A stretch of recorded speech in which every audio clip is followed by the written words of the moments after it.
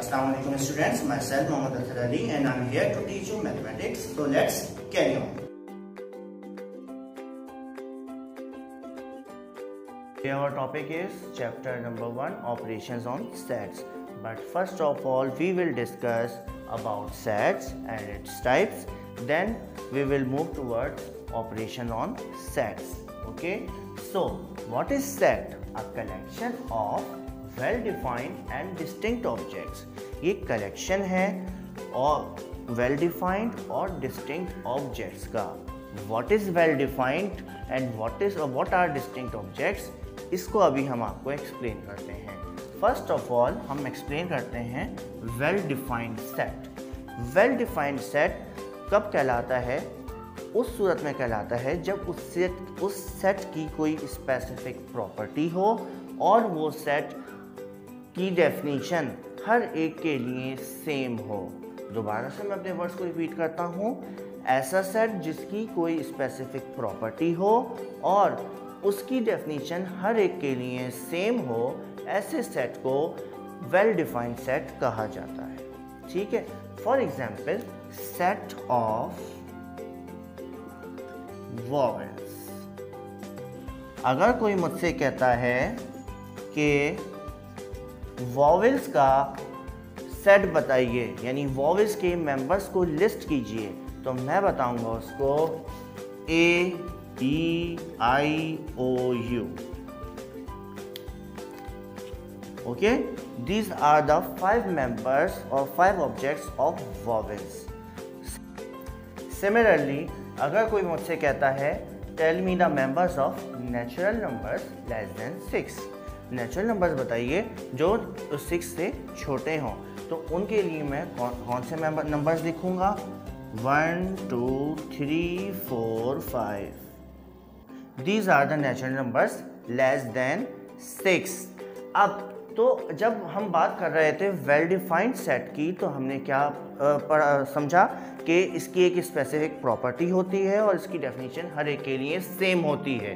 So according to this property हमने vowels को देखा. तो वॉवेल्स में हमने 5 मेंबर्स लिस्ट किए थे, A, E, I, O, U. और इसी तरह नेचुरल नंबर्स लेस देन 6 में भी हमने 5 मेंबर्स लिस्ट किए, 1, 2, 3, 4, 5. तो अगर मुझसे किसी ने पूछा तो मैं भी यही बताऊंगा. आपसे अगर यही सवाल कोई करता है तो आप भी यही बताएंगे. इसमें कोई दो राय तो नहीं होंगी.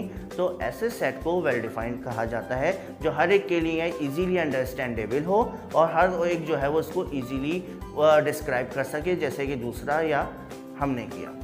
So this is the well defined set.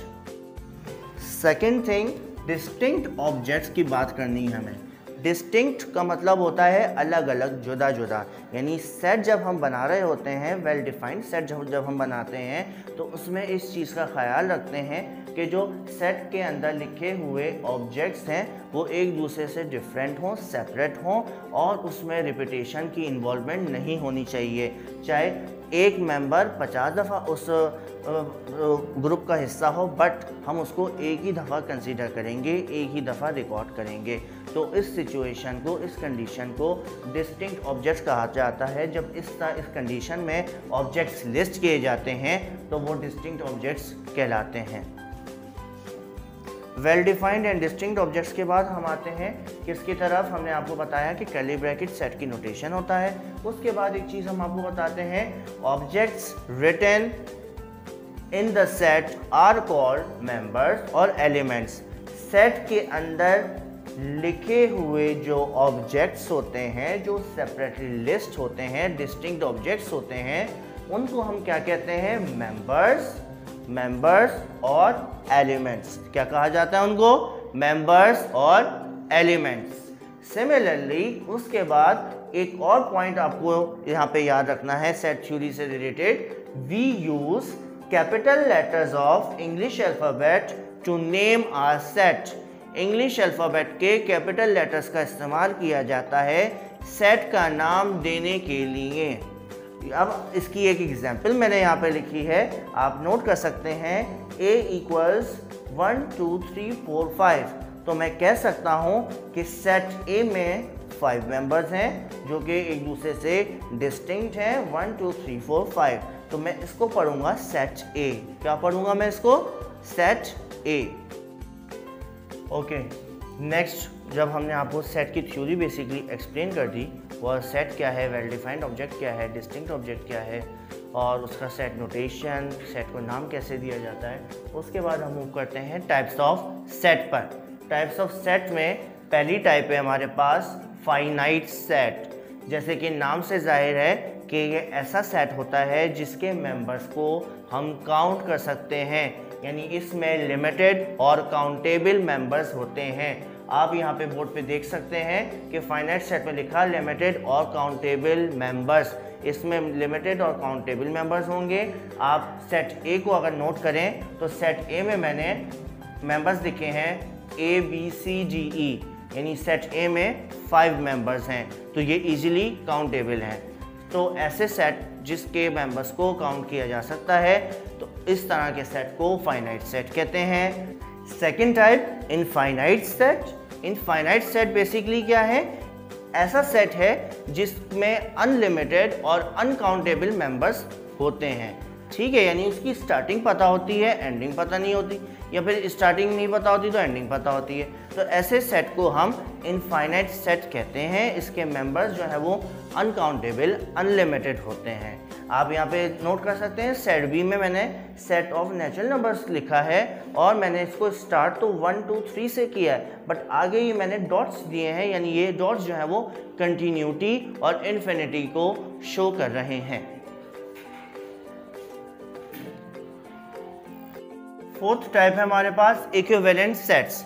Equivalent sets की जो डिस्क्रिप्शन है वो क्या है? 2 और more sets having same number of elements but elements are different in them. होता क्या है? इक्विवेलेंट सेट्स कब कहलाते हैं? जब 2 या 2 से ज़्यादा सेट्स जिनकी क्वांटिटी तो सेम हो, नंबर ऑफ एलिमेंट्स तो सेम हो, बट वो एलिमेंट्स एक दूसरे से क्या हो? डिफरेंट हो। यहाँ पे एग्जाम्पल देखें, उससे आपको एक्सप्लेन का और ज़्यादा समझ में आ जाएगा कि सेट टी में 3 2 1 3 मेंबर्स हैं। ठीक है, कौन कौन से? 3 2 1। सिमिलरली आप सेट एफ को देखें, इसमें भी 3 मेंबर्स हैं, 1 2 3, बट इसमें मेंबर्स हैं LMN, इसमें अल्फ़ाबेट्स हैं और इसमें नंबर्स हैं। बट आप यहाँ पे देखेंगे इन ऑब्जेक्ट्स की, इन मेंबर्स की, इन एलिमेंट्स की क्वांटिटी सेम है। तो ऐसे सेट्स को हम क्या कहेंगे? Equivalent sets. ओके, नंबर 4 हमारे पास टाइप है इक्वल सेट्स। इक्वल सेट्स में क्या होता है? 2 और more sets having same elements. 2 या 2 से ज़्यादा सेट्स जिनके एलिमेंट्स भी सेम हो और उनकी क्वांटिटी भी सेम हो, तो ऐसे सेट्स को हम क्या कहते हैं? इक्वल सेट्स कहते हैं। अच्छा, यहाँ पे एक चीज़ याद रखिएगा, इक्वल सेट्स में हम ऑब्जेक्ट ज़रूरी नहीं है कि मेंबर्स की अरेंजमेंट भी सेम हो, मेंबर्स की अरेंजमेंट डिफरेंट हो सकती है।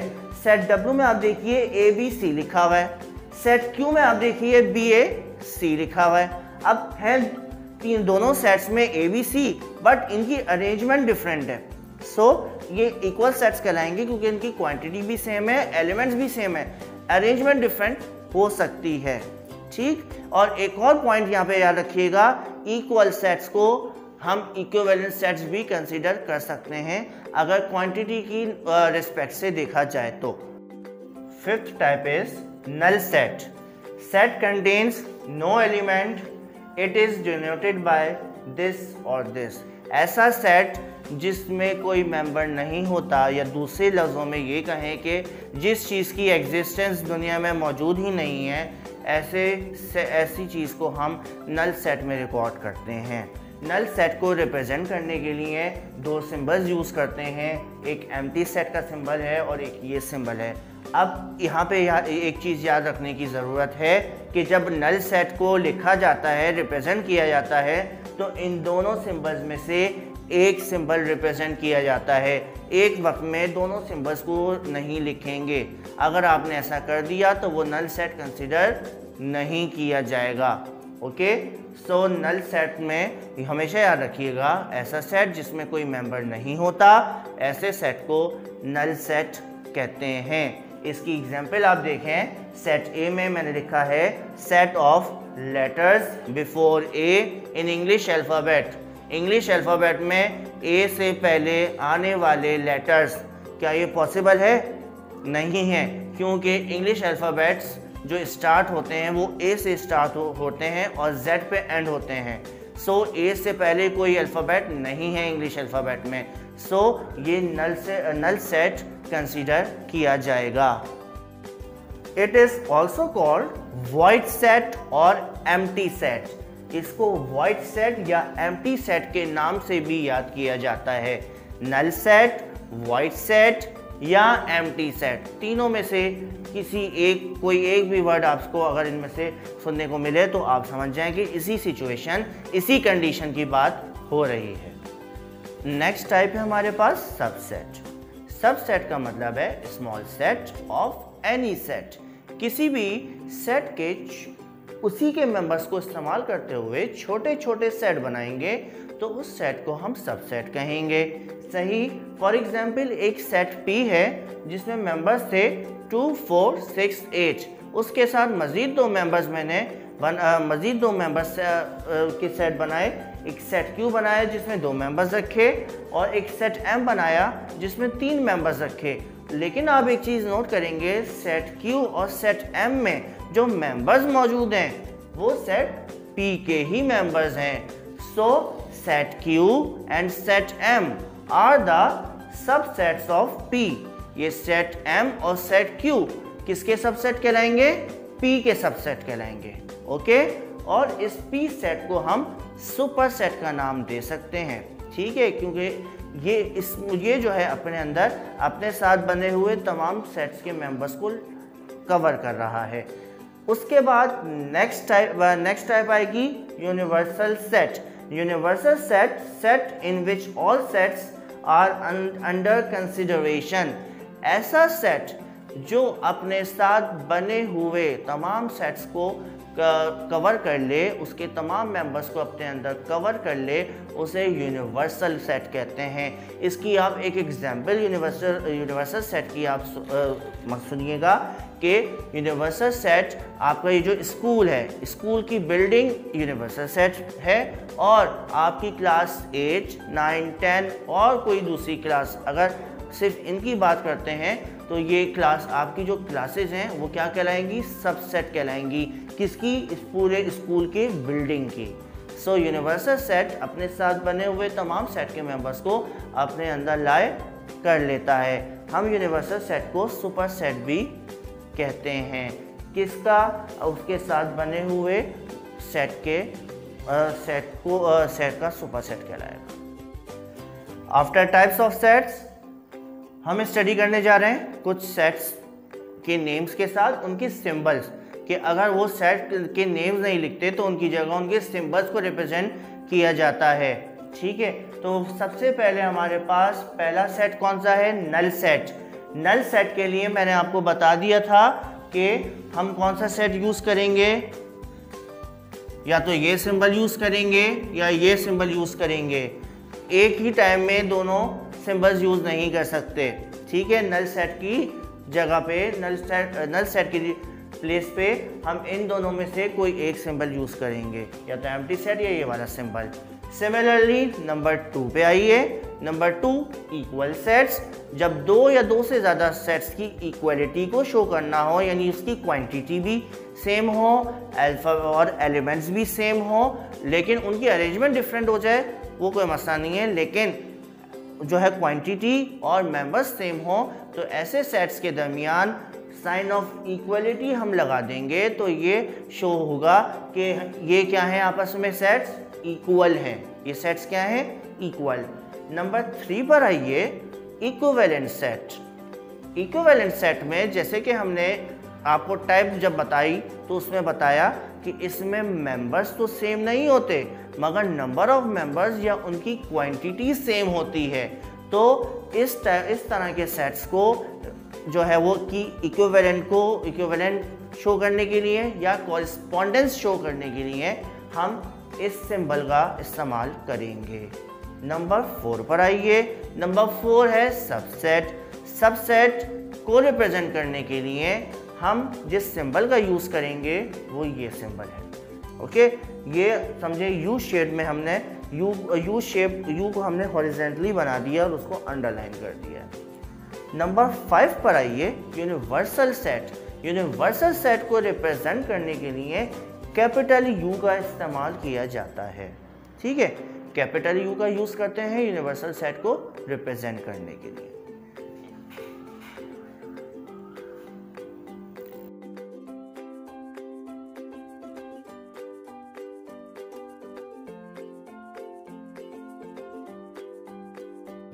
Forms to represent a set. Set को रिप्रेजेंट करने के कितने तरीके हैं? एक हमारे पास तरीका होता है टेबुलर फॉर्म और दूसरा होता है सेट बिल्डर फॉर्म।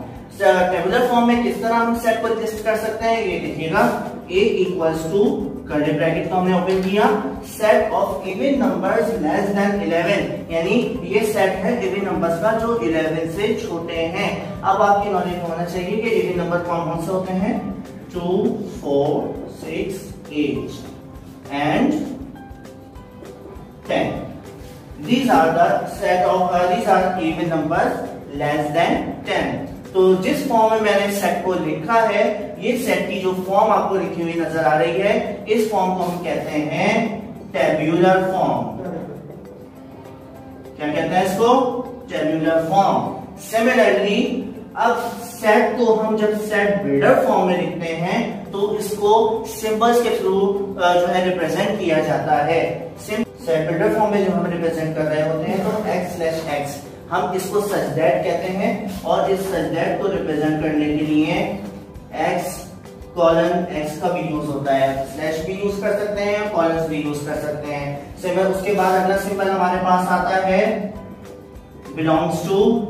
ये जो सिंबल है ये ई नहीं है, इस सिंबल को हम कहते हैं बिलोंग्स टू मेंबर ऑफ या एलिमेंट ऑफ का सिंबल। ओके, ये symbol belongs to member of element of को रिप्रेजेंट कर रहा होता है। उसके बाद मैंने शो करना है E, capital letter of E. Okay, and x is less than 11। अब इसको पढ़ने का तरीका क्या होगा, और से सुनिएगा। Such that x belongs to E. E stands for even numbers. E किसको डिनोट कर रहा है? इवन नंबर्स को डिनोट कर रहा है। एंड x लेस देन 11, और x किसको डिनोट कर रहा है? x कह रहे हैं इन ऑब्जेक्ट्स को, इन मेंबर्स को, इन एलिमेंट्स को x कह रहे हैं हम। x such that x belongs to E, यानी x ये जो ऑब्जेक्ट्स हैं ये किससे बिलोंग करते हैं? E से। E for even number and x less than 11, और वो मेंबर्स कौन से हैं जो 11 से छोटे हैं। ओके, तो ये हमारे पास कहलाती है सेट बिल्डर फॉर्म। कौन सी फॉर्म कहलाती है? Set builder form. और अच्छा, टेबुलर फॉर्म और सेट बिल्डर फॉर्म के अलावा भी हमारे पास एक फॉर्म कहलाती है डिस्क्रिप्टिव फॉर्म। ये डिस्क्रिप्टिव फॉर्म में डिस्क्राइब किया जाता है ये इस चीज का सेट है, जैसे लिखा हुआ है set of even numbers less than 11। इस इवन नंबर्स का सेट है जो कि 11 से छोटे हैं। तो इस फॉर्म को जो इंग्लिश की वर्डिंग में आसान वर्ड्स में हम समझे तो क्या कहेंगे, इंग्लिश की जो वर्डिंग यूज हो रही है इस फॉर्म को हम कहेंगे डिस्क्रिप्टिव फॉर्म। इस फॉर्म में क्या कहेंगे इसको? Descriptive form. और अगर उसमें एक आध सिंबल भी अगर इन्वॉल्व कर देते तो फिर वो डिस्क्रिप्टिव नहीं रहती, वो सेट बिल्डर फॉर्म बन जाएगी। अब आते हैं हम कार्डिनल नंबर ऑफ एलिमेंट्स पे। कार्डिनल नंबर ऑफ एलिमेंट्स का मतलब है number of objects, number of members in a set. Set में मेंबर्स की, ऑब्जेक्ट्स की तादाद को कार्डिनल नंबर ऑफ एलिमेंट्स कहा जाता है। अब यहाँ पे सेट ए में हमारे पास जो डिस्क्राइब किया गया है वो ये डिस्क्राइब किया गया है set of letters of the word banana. Word banana का जो लेटर्स हैं उनका सेट बनाना है। लेकिन हम जो प्रीवियस हमने जो सेट की थ्योरी पढ़ी है, well defined set and distinct objects में हमने ये पढ़ा था कि एक मेंबर, एक ऑब्जेक्ट एक ही दफा रिपीट किया जाता है, रिपीटेशन उसमें नहीं इन्वॉल्व होती। तो इसके अकॉर्डिंग जब हम इसका सेट बनाएंगे तो किस तरह बने। वर्ड बनाना में आप देखेंगे भी वन टाइम आ रहा है, तो हम सेट में इसको वन टाइम ही कंसिडर कर रहे हैं। अब उसके बाद वाली आती है हमारे पास ए की। ए वर्ड बनाना में 3 टाइम्स रिपीट हो रहा है, तो ए को हम वन टाइम ही कंसिडर करेंगे क्योंकि सेट में हम एक मेंबर एक ही दफा लिस्ट करते हैं। सिमिलरली एन 2 टाइम्स रिपीट हो रहा है तो एन को भी हम वन टाइम में रिपीट करेंगे। तो ये हमारे पास letters of the word banana का जो सेट बना है, जिसमें हमारे पास कितने मेंबर्स आए हैं, 1 2 3। अब इसकी क्वांटिटी को शो करने के लिए, यानी cardinal number of elements in set ए को शो करने के लिए हमने यहाँ पे किस तरह लिखना है, n for number of elements और मेंबर्स, ब्रैकेट राउंड ब्रैकेट में मैं सेट नेम लिखूंगा, फिर equals 1 2 3। Okay, so number of elements in set A is 3। Okay students, तो आज का होमवर्क है do question number 1 and question number 2 of exercise 1 page number 17 from your book. आपको question 1 and question number 2 exercise 1 से page number 17 पे मौजूद है। ये आपका आज का होमवर्क है, ये आपको करके लाना है।